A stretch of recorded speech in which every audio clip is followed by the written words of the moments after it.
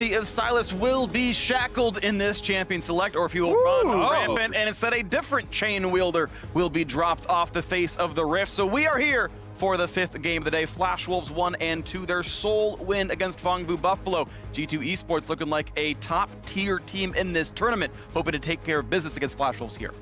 And it looks like they're going with the Rise. With Akali and Silas both still available, what will G2 opt into? They could actually get both of these flexible picks.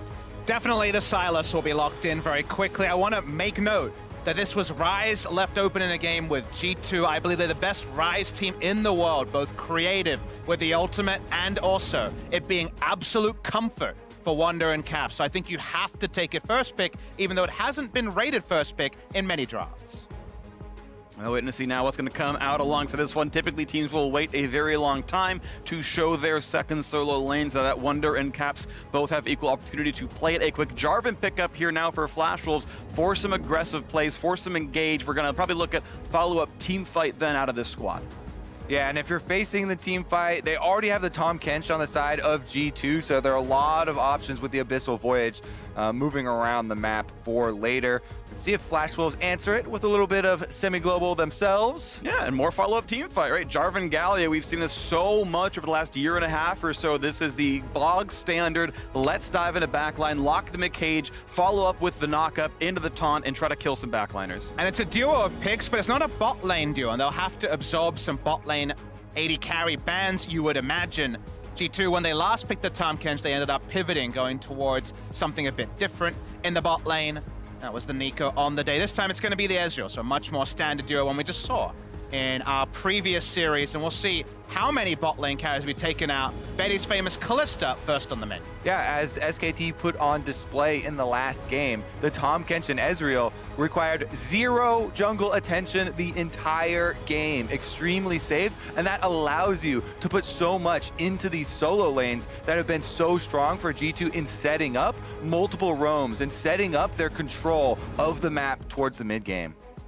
Well, a couple of junglers who might be taking up some of that help and getting the solo laners ahead, taken off the table here. Olaf dropped off. We know that there's still one more top or mid to grab for Flash Wolves, one more for G2 as well, and Flash Wolves can finally answer a little bit when that finally comes through as you see a couple of marksman bans, of course, Kai'Sa and Kalista off the table. Now waiting what the final Flash Wolves ban will be. What G2 will pick up afterwards is Karthus dropped off as a Yankos pick. And with that comment you made about the Ezreal Tahm Kench not needing resources, Flash Wolves intuited, okay, maybe the Karthus will just farm rather than just going for a topside jungler. Like, for example, the Lee Sin. The Lee Sin, though, will be the eventual lock-in, so hard to say what the first call would have been. There is always concerns with Karthus that you end up with 3 laners or a jungler and 2 soul laners that do magic damage, so this is actually pretty clean, and we get an oldie but a goodie, the Yankos Lee Sin. Meanwhile, Flash Wolves looking like they want to add some more team fight to the composition here. Orianna Ball on top of the Jarvan jumping with the Galio on his back. Now that is a huge wombo combo. I believe this looks like something like a team fight comp seems to be what you want to do. Oh, really? Here. Sivir might line up well alongside that one, but we'll see what actually comes through here with this one. Flash Wolves, 8 seconds to go. Coach Sweet is going to decide that Lucian is the grab here, and an aggressive bottom lane is going to be what they want. I want something that in the 2v2, you catch the right person, maybe you can force a kill. Sivir would have been purely on the farming side. Yeah. Now the answer is, with a lot of options here, because you could lane the Silas in either mid or top, given that you have full information, with the matchups there can definitely grin and bear through the Orianna trade damage in the mid. The Nico, which we know is oh so flexible on the G2 side, will be the final lock-in. All right, I'm still not sure exactly, based on the matchup, of course, what they think is better, but Nico and Silas going to be the 2 solo laners here. Ezreal, I think, 99.9% is going to be what Perkz plays here on this one, and we'll see who they want to fight up against better. Rise top, Orianna mid, and looks like it's Nico to battle the Rise and Silas to battle Orianna. It's a matchup I've watched a couple of times in the LCK. It's one where, just like a Gnar, you want to try to take down the Rise. I think you have to go aggressive on Rise to make this matchup work, because we're expecting on-hit build coming in from Water. You can go AP to try to push, but on hit is the one that really kind of sticks the landing over the course of the early to mid-game transition. So very interested to see once we hit the game, the rune choice coming through from Hana. And that 2v2 on the top side can definitely go the way of the Jarvan and Ryze. Rune Prison into Jarvan knockup could turn that entire game plan right back around on them. So tracking the enemy junglers is going to be of the utmost importance in this game. And as long as you land the Rune Prison, even if she does turn invisible, the knockup's still going to come afterwards. It's all skill shots anyway. Almost certainly will die as a result. So this could be very spicy. We might see that top lane pressure like we just saw in the previous game. Flash Wolves on the back foot here, yet they have never, ever missed the top 4 at MSI across all the years they have gone. This would be the first they missed, looking to pick up a win against G2, who has been impressive so far, has been a great pride of Europe here at this tournament, and Mickey X seems to be able to keep playing with the roster. Let's see him get in the game.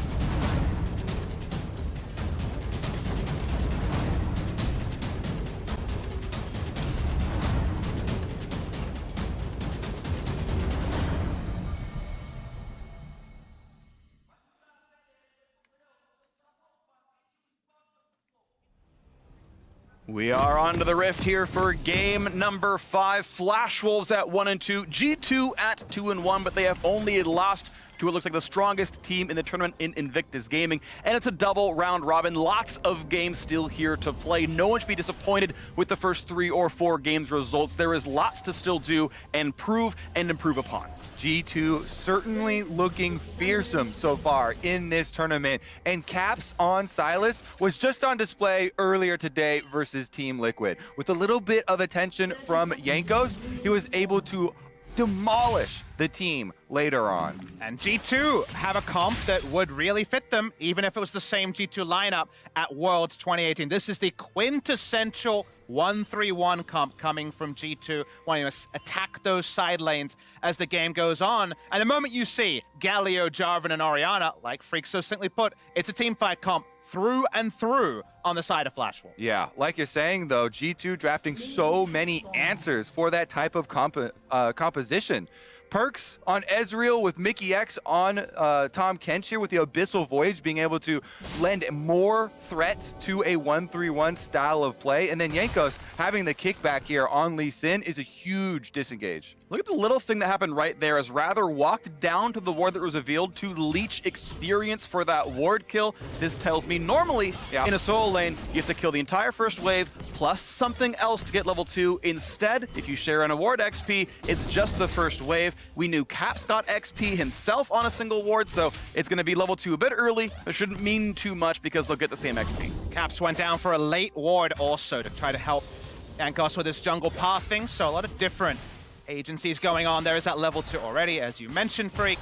In the bot lane, right now, Perks and Mickey happy to give up the push to Flash Wolves. Just getting some farm under the turret as Perks stacks up his mana flow band, and we wait to see what else comes in here. I have to say I'm pleasantly surprised by just how well Mickey X and Perks are playing. They've gotten 2 or 3 duo kills in lane just across this tournament. They have been actually dominant as a duo, I would say, overall, and we knew they were good, but to actually step up so well has been impressive. All right, we said we were going to track these junglers early on, and Boogie on the Jarvan has gone red buff straight to top side. If you get that Rune Prison knockup! Rune Prison and a knockup, and the clone goes the other direction. Not a way out for Wanderer, and an early first blood at 2 minutes and 30 for Boogie. Exactly. That was spotted on the ward there, Kobe. That was the big moment. The deep ward put down by Caps at level 1 didn't spot him, but now Jankos is lying in wait.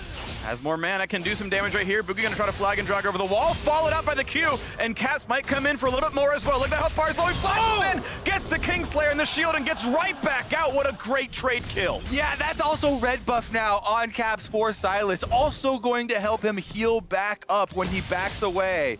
This is so big for G2. They took a very, very terrible opening to the game in their Nico getting destroyed here. As we talked about in Champion Select, as long as you have the point-and-click Rune Prison, it makes Jarvan's job so easy. You guarantee that combo. They get the early kill, the minion wave still pushing in his favor, but Jankos doesn't let it sit at that. Lies in wait at the Scuttle Crab. He sets up the kill for Caps, and once again, this is Caps Sylas with early money. And what I want the viewers to appreciate is not just the early money being centered onto the oh-so-scary Sylas from Caps. Think about what was gained in those ganks. A kill topside, first blood gold, but no flash is used by Wonder, but then the red buff coming in, the good back timing coming in for the Sylas as well. The bonus objectives go the way of G2. We can definitely talk up what Flash Wolves got out of it in that early tier for Rise. Hanabi is the guy that they want early money onto, right? To back up your point, Hanabi has been one that has gotten more resources and more of Flash Wolves' focus since the changes to this team. So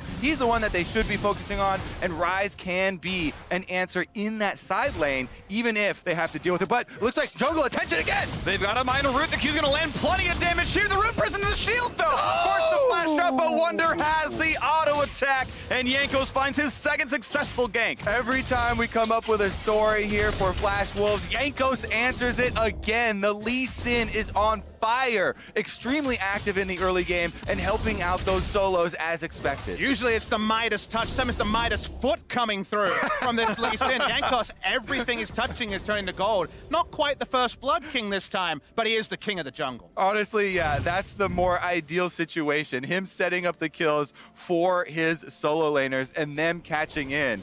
We get a nice little freeze frame there of reenactment of Jankos chasing down Jarvan. The moment right before the Doom, flag and dug over the wall under the Q follow, and we all saw that one play out. So look at this, G2, 800 gold ahead, and I think even fortunate that the kills were given over.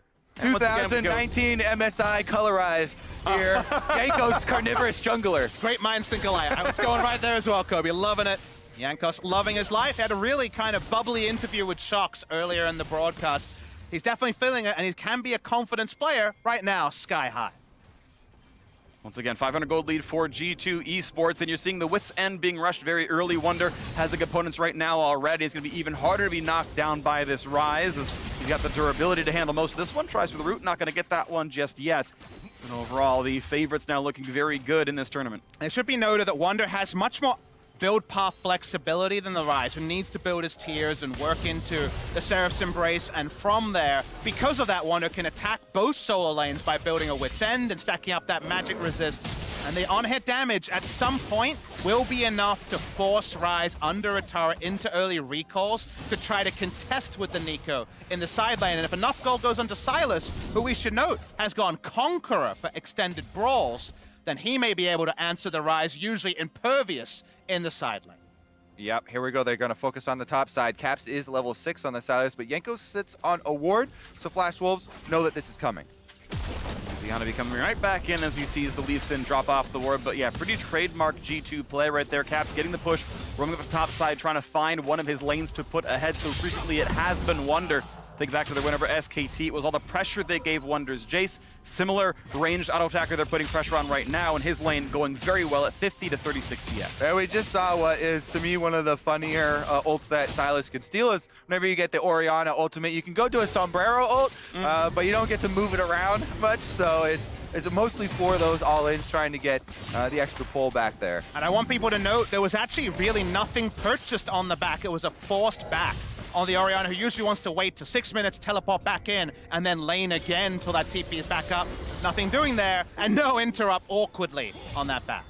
Auto attack a bit late. I don't know if Boogie wanted to burn any of his E or Q cooldowns in case the trade came back and is without an escape. So tried to auto attack, couldn't quite get it there. At least not in time to get through the recall immunity, and whatever, no harm, no foul, but it's 1,500 gold putting G2 ahead as they've gotten farm in a lot of places right now. And now round 2 in the bottom lane as Betty takes a couple of shots. Perks and Co still doing pretty well in this lane, up against Illusion, up in farm. Meanwhile, keeping track of these junglers, Jankos is actually now making his way down to the bottom side. He is level 6 with access to the Dragon Kick, and he continues going for these invades on the Flash Wolves. Red buff started up by himself, and Boogie's going to trade. Opting into the trade, like you mentioned, a level under, no completed Cinderhulk. Both teams had vision around the area. Jankos had the deep vision, but not, of course, spotting the ward that saw him come in. So it is full information to Flash Wolves, and I agree with their dissemination, given that Jankos is so large already. He's got enough for the Warhammer right now. Gonna go for the quick Mountain Drake. 8 minutes and change in. This will be helpful in the mid to late game, and gonna plow down some turrets as well. It's gonna take a while. Mountain Drake is the tankiest, but looks like there's gonna be no contest, and eventually that will go over cleanly. Rather grabs the blue. So far, everything looks fine. I do really enjoy watching, successful uses of champions like Lee Sin in the early game, because You know, a lot of the power of the champion in actual just straight up 1v1 dueling was taken out, and so much of it is about the information and the mobility that you have, the choices that you make with it.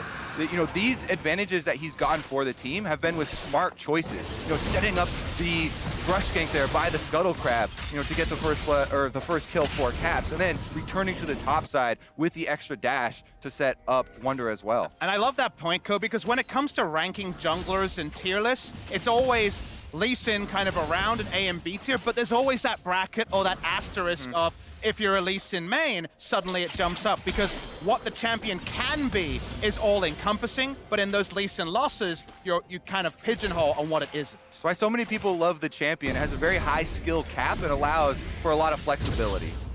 Definitely flexible, and Yanko's already found himself 2 kills for the squad and given them over to his solo lanes. Caps and Wonder have been, I would say, the big carries for G2, the ones most standing out for the squad. A lot of good players on that roster, so they are able to keep pushing forward, and the goal lead just keeps growing. Like, without any of their kills or turrets falling, it's now 2,000 almost, putting G2 ahead.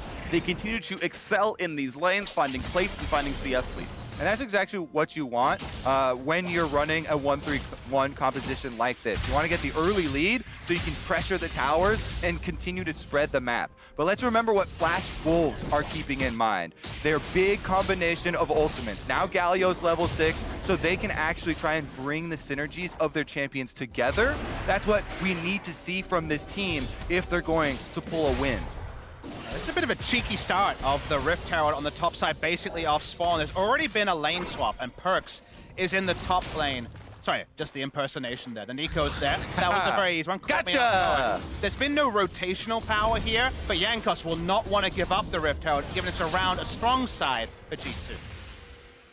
And indeed, they're going to push Boogie off that right away. Puts a control ward down. They're going to fight 2-on-2 with the vision, but Flash Wolf's going to get the better of that. Stun comes in, though. Caps wants his fight. Does have the dunk, comes in. Shockwave to follow up, though. And the 2-on-2 continues. Health bar's quite low, though. Caps running out of health. Did they have the damage? He flashes, but he's got the wrong way on the map. And he's going to drop down as well. The Knock's going to land a double kill in for Rather. That fight goes to Flash Wolves. Caps punished so heavily for his hubris there, but Perks and Mickey X are trying to answer. Here comes Shousey. Oh, and he stuns himself onto the wall, gets a talk, gets a bit of health, and he's going to go right into that one. And roll warp to safety. Nice play by Hanabi getting over to the wall and getting that edge onto his teammate. So many times these aggressive plays, when they don't work out, you look so foolish. Caps is the one that starts this play out. 1v2, Jankos is there a little bit behind, and a couple seconds later means that they actually lose the initial duel. And to me, he was playing to his keys. And remember, he's a conqueror. Silas coming in, so he thinks he can, in an extended brawl, out-sustain and use all of his abilities, but the cooldowns are still relevant, and as it goes on, he's focused down. Biggest thing there, you mentioned focus, is the lack of focus from G2. They were on both separate targets there. Jankos kicking Jarvan out the back while Caps staying on the Orianna, and if you split DPS in a 2v2, then the team that focuses is going to get the first kill, you're going to get the triumph heal, and you're going to get the win. Exactly. Both Flash Wolves player at 15% by the time the first kill came through. That's on one target. It's for sure one dead, and as you mentioned, the heal, I think it would have gone differently. So, mechanical, slight misstep there, but it means Flash Wolves are answering back. They bring the gold to within 1,000. They get those kills on the Rather. It means he starts to answer pretty well in the matchup, up 30 gold individually over Cap, so finally a place to move in that mid lane. I'm actually liking the spellbook that we're seeing so much more on all these different mages, by the way, in mid lane. It's a small thing that you mentioned there with, you know, heals and being able to switch these spells around, but in clutch fights, it has been a determining factor that has really grown on me over the course of this tournament. And another swap that came about because of the earlier access to back timers and hitting the map because they didn't get any deaths, they picked up the kills on the side of Flash Wolves, was they were the ones set up the lanes to get the Rift Herald. So the Rift Herald was actually gained purely from winning that 2v2 around the top side. There's still a minute to go to drop that Herald somewhere useful and give another donation of 300 or so gold via plates to one of those other players. It's going to be summoned into that mid lane right now. He shouldn't be spotted, and there will not be CC putting him down. So Rather, feeling comfortable with the jungler behind him, could get some gold in mid lane. Yeah, it looks like Jankos is lying in wait around the fog of war here, but they usher Shelly up to the turret long enough to get the charge off and cash in. And of course, it was an uninjured turret, so actually only one plate went down. The next one very low on health, but not dropped just yet. Meanwhile, G2's duo, they've been looking good so far, 15 CS up and getting a lot of pressure in this top side, knocking one down themselves. Betty, that half HP, Cooling, not going to do a whole lot. Trades ults, gets away from Ezreal, stays alive there. Yeah, Perk's giving as good as he got in this one, and if Betty did not sidestep that ultimate, then it would have been Jankos also looking to collapse on the play. So many wards, though, have been placed on the top side since there was a lot of this early action, and Flash Wolves are stabilizing here. Everyone needs to keep in mind the impact that you can have when you bring these ultimates together. There is a first item completion, Ludens on Rather on the Orianna, and now it's a level 2 ultimate. Currently, though, we got the Cloud Drake. The fake Lee Sin, I like it. Cloud Drake started up here, and nobody's going to go in and try and contest it. Easy smite over the wall he goes, and that's, I would argue, an overall better Drake for League of Legends. And the move speed is especially really useful when you are playing different compositions. The 1-3-1 wants to get the side lane, then back. The 5-on-5 needs to just clear the wave and then rejoin the team, and doing that 9% faster with the extra move speed out of combat definitely could be meaningful here. And so, as the wards get cleared back and forth, we can wait to see when those compositions and their relative sort of power spikes come online. And as we come into 15 minutes, kind of the awesome thing we've been granted watching on in this particular game is we get to see an examination of the point that's been brought up a couple of times about G2 this tournament. Yes, they can explode teams in the early game, but it's their understanding of how to play these 1-3-1 comps there and understanding how to play the mid to late game that set them apart from some of the other teams, especially in Europe, compared to Flash Wolves, whose bread and butter is the team fight. So both teams are playing comps that they know and love.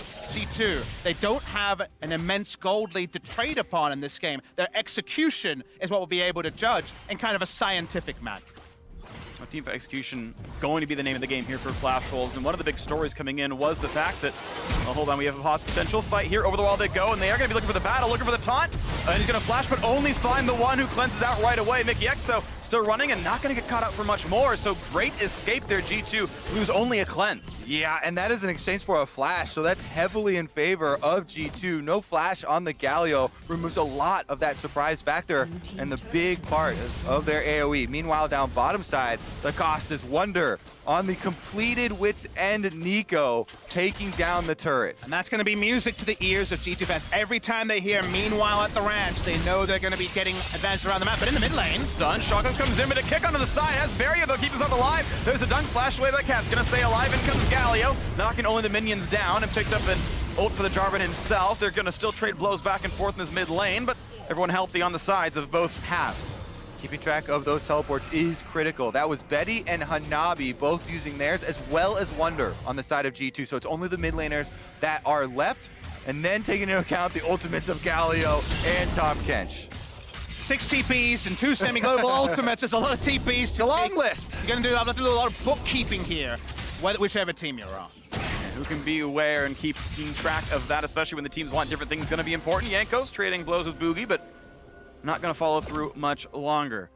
Earlier we talked about teamfight execution being important. One of the things for Flash Wolves is they lost so many of their longtime players, and it's now a mixed language team. You've got Rather coming over just recently, still actually on loan, technically a part of Griffin to a certain degree, and Boogie, a Korean player himself who spent 2 splits in Japan, now 2 splits over in the LMS.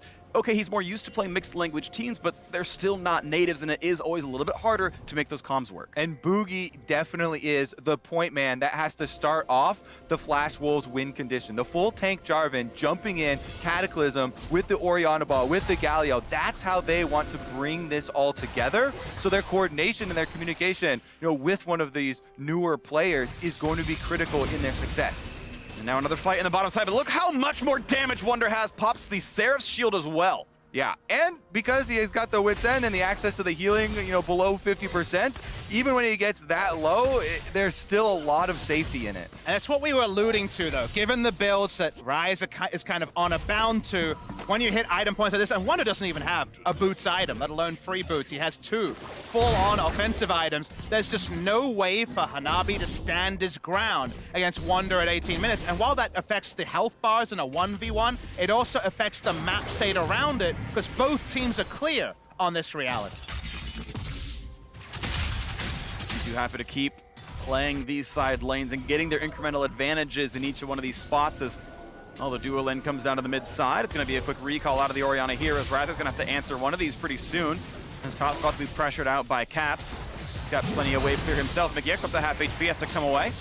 Remember, there's no teleport on Caps right now, so Flash Wolves technically do have the one extra answer with Rather on the Orianna, and they're sending Rather up top side to deal with that minion wave that Caps just pushed in. So right now in this small window where they're getting the recall off, they do have to be careful about that forced initiation. But the setup right now is so precise, and it needs to be from Flashwolves. With the comp they have, where they say, we win in group team fights, they only happen around an objective G2 has to fight around. Now, Infernal falls upon that purview. They want to invade this Infernal Drake as fast as possible, push out one wave, draw up the Orianna, and make G2 come to them. And Orianna needs to channel the teleport early if the fight's going to happen. Lee Sin goes in. Great E by Shousey. Gets out of the road, and Jankos can only kick him backwards. That was well played. Stays alive here. A Lee Sin ult down. Here's the TP. As G2 have already come down to fight for this one. Infernal Drake getting lower, though. Smite fight comes in. What a pickup for Boogie. That's a great steal. And now this could be a 5-on-5. Where does G2 stand?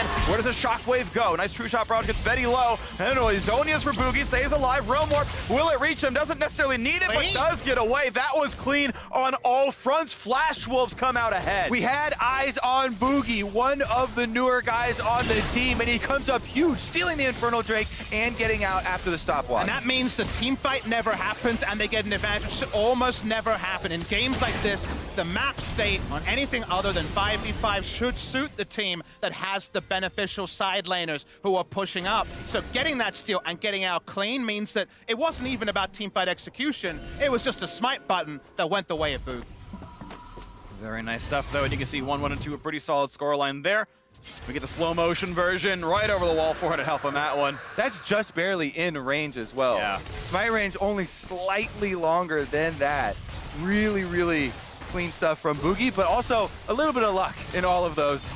But you need a bit of luck. You need a bit of luck sometimes, and you know, Kobe and I were talking about how their setup was a bit late. We never saw that early TP from the Orianna to group. They hadn't done their due diligence around wards. Flash Wolves hadn't set themselves up to take the Drake. It seemed like it would be a clean G2 take, so stealing it there is pretty big in the grand story of this game. That's one of the best feelings as a jungler. Plus the fact that he was able to get out afterwards, nullifying the Nico ultimate. Definitely a big moment for one of the guys on the teams that has received a lot of criticism over the tournament.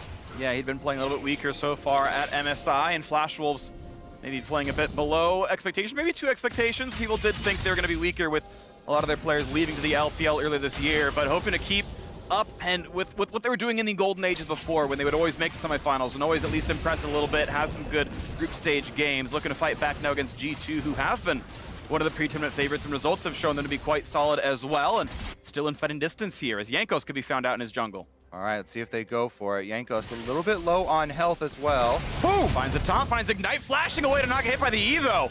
That is Merc Treads at work, getting just barely away. That was, again, another flash from Shousey. So the flashes are actually traded here with the offensive Galio and the defensive Lee Sin.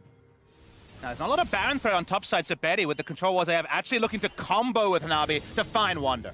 Realmore builds a bit of space as a slow into Wonder. Might not have a way out. Gonna pop the ult. Does not even get it off in time. A shutdown comes through, and Betty on the board with his first. Huge punish there from Flash Wolves, but now Perks. Oh, they might have the damage. You go in on this one. The ult's gonna almost land. Still finds some more poke. A good flag and gets away, but a turret goes down to the top side. The 1-3-1, the split push. They lost a kill, but they got a turret for it. Yep, mid lane as well, gonna continue pushing here. Perks really pumping out the damage on that Ezreal. Without any kills or assists, has a 300 gold bounty because of the extra CS lead that he has. Whoa, so aggressive, the flash! What a play out of Rather! Buys a bit of time, but still gets picked up now. Galio finds himself a taunt. The burst damage comes through, Shousey on the board, and now the dunk. This is Flash Wolves coming alive, 7 kills to 3. Flash Wolves bite back, and the Baron is available. Only Caps and Wonder, the solo lanes of G2, will have anything to say about it. Does he choose his moment? Looking at Baron, 4 versus 2. This looks very good for Flash Wolves. Smite is up for Boogie. This could be the most important point of this game, fighting back from a 2,000 gold deficit.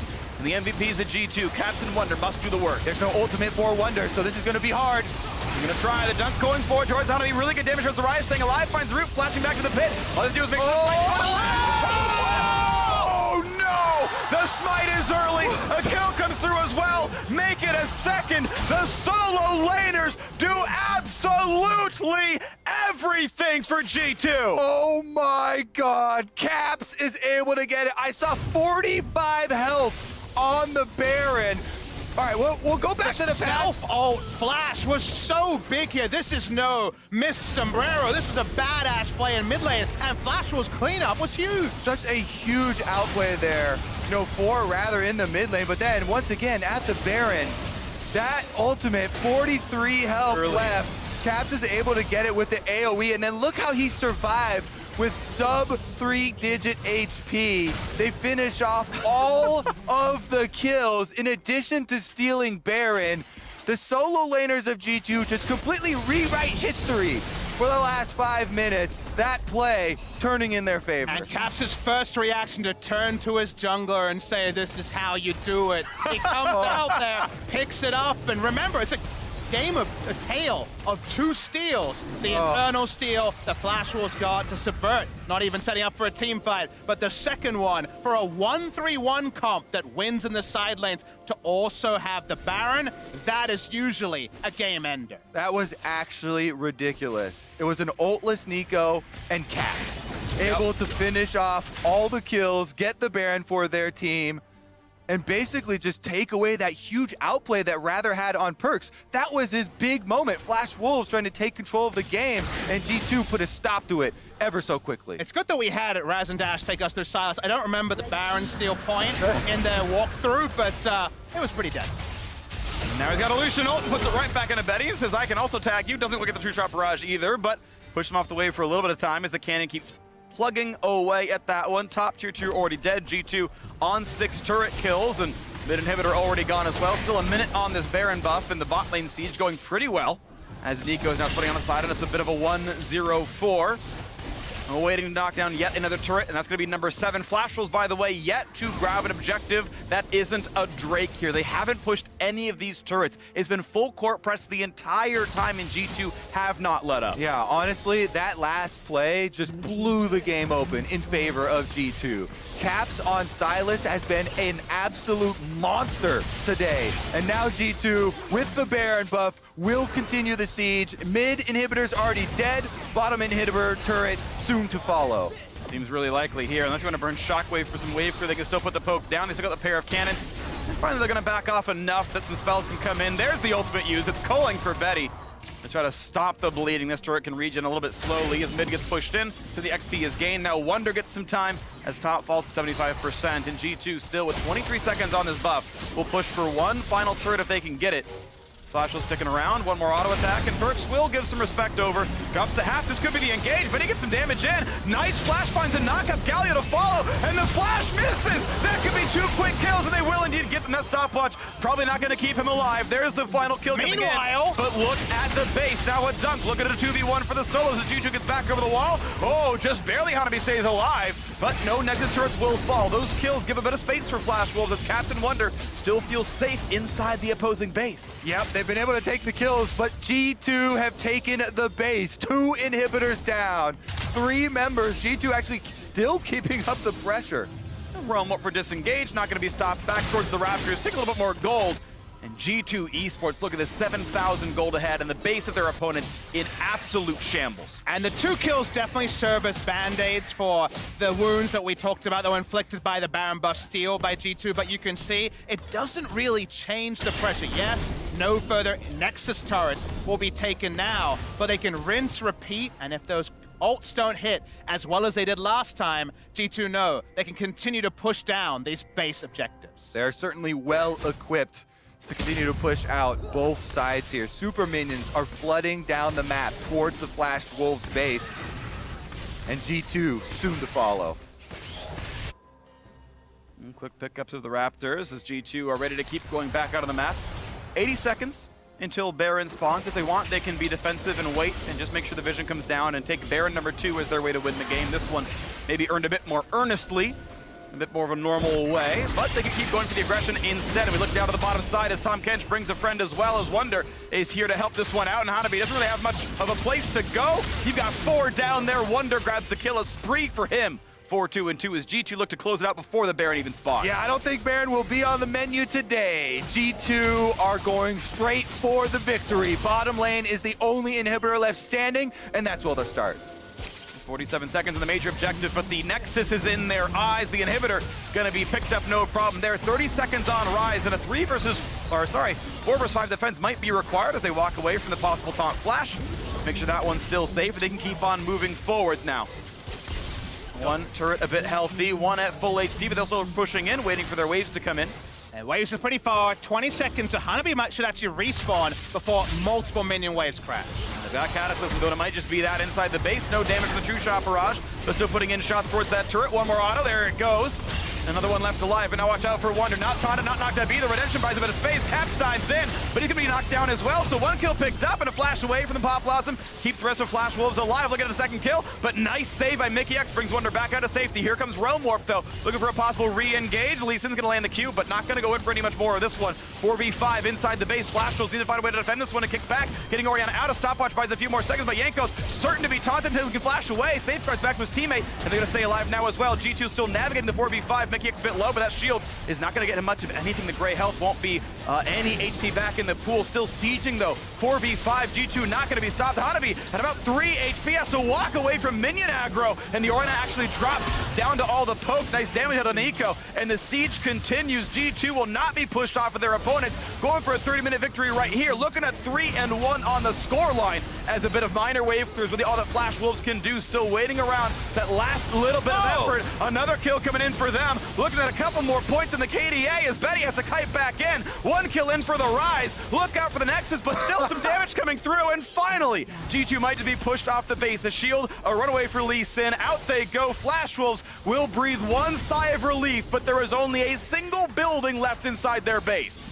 A sigh of relief, a gasp, that's about all you can do. They just about bought enough time to get a full reset. As you get closer and closer to the Nexus, you have to group up, and that's where the teamfight comp can try to use their tools. But you could see how impervious G2 were. They have so much sustain and poke that their health bars were dying before they got in range of G2's 4 men. Yeah, G2 going for the fancy plays at the end, trying to get the extra kills rather than focus on the objectives. And Baron may be back on the menu, Freak, so you may get one more purple buff. Right as all all the super minions are coming down, and G2 will still have control of the map, so it should be an easy choice for them. This time G2 grabbed their Infernal. No enemy jungler around to steal it away. And this time Baron, no one anywhere near them on the map. Flash Wolves the other side of this one.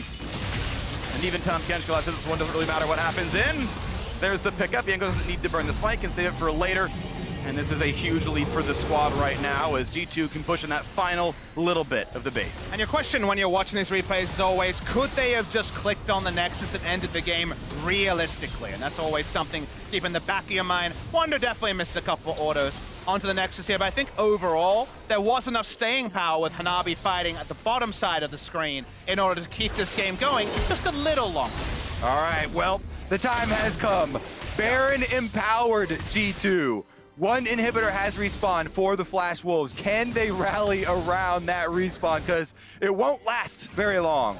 It's going to be difficult to wave for this one. The minions nearly impervious to champion damage. Inhibitor knocked down for the 5th time into this, and now one final push. There's the inhibitor engage, flashing into the back line, looking for a kill, and it's going to be the shutdown. 1 for 0 already. Make it a second one, make it a third. G2 just walking over Flash Wolves. You knew it had to happen. They find the ace. The Nexus right in front of them in G2, 3-1 to close out day 2. Wonder the backline assassin there on the Nico to clean up the Lucian first, and from there the hearts and the backs of Flash.